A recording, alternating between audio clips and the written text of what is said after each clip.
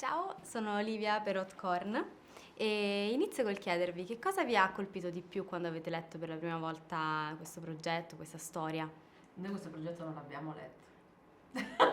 Iniziamo da questo, da colpo di scena. No, ovviamente sapevamo, avevamo delle informazioni, ma non avevamo letto la sceneggiatura, perché al doppiaggio non è come al cinema, non è un copione da studiare, da preparare. Arrivi lì all'eggio, leggi la scena, la vedi e la doppi.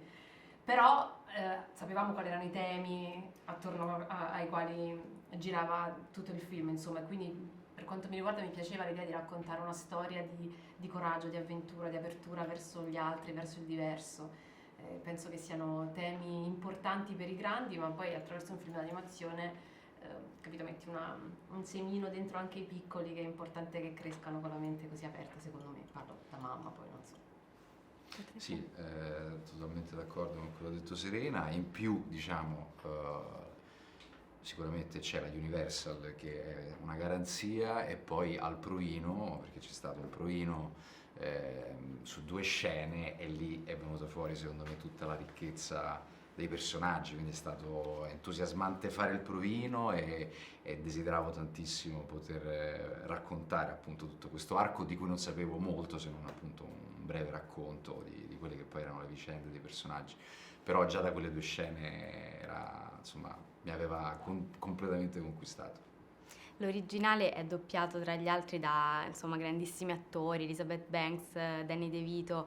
È stato più o meno facile doppiare dopo di loro?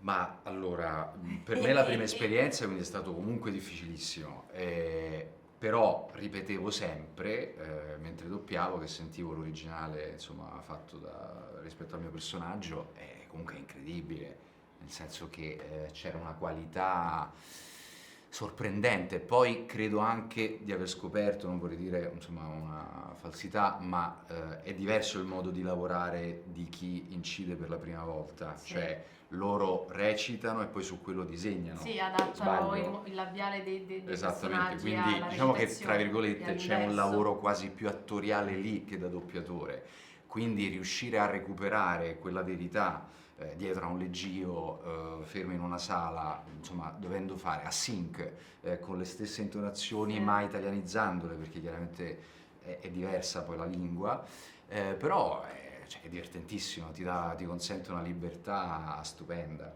Io tendenzialmente non guardo mai chi c'è prima, cerco sempre di staccarmi, di rispettarlo, ma di metterci del mio.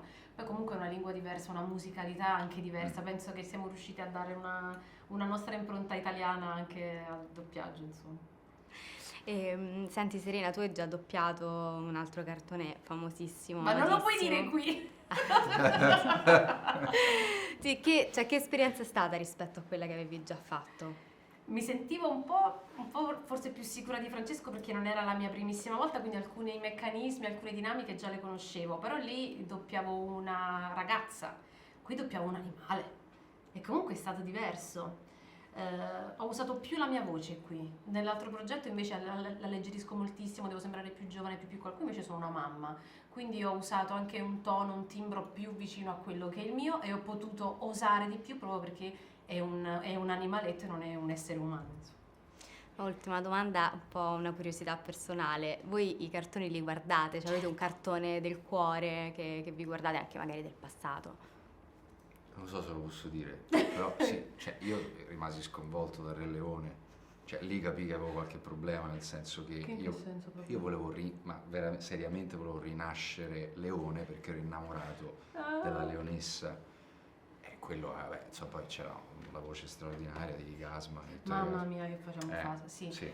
Io li ho visti tutti, li faccio vedere tutti pure a mio figlio, lo torturo da quando è nato praticamente, l'ho obbligato a vedere il film, perché poi sono film. Una madre? Perché dico, vedi dentro, perché questo film ci vuole insegnare, quindi tutta la morale, mi commuove e mi emoziona sempre, quindi che ne so, parto dai super classici ai Minions, per esempio, un film che mio figlio adora, quindi da risate, però anche emozioni e sentimenti, li guardo tutti. Grazie mille.